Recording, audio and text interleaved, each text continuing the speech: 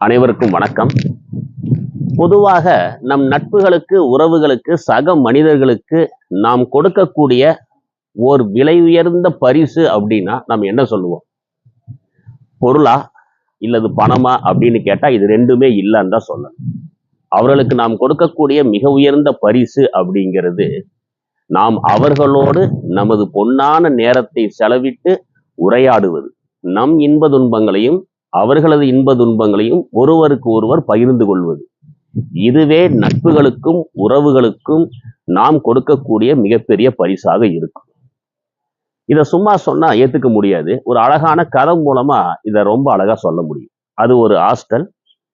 அங்க ஜான், பீட்டர்னு 2 பேர் இருக்கிறாங்க.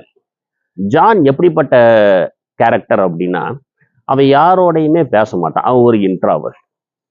அவன் உண்டு, அவன் வேலை உண்டுன்னு இருப்பான். அவங்கிட்ட போய் யாராவது பேசினா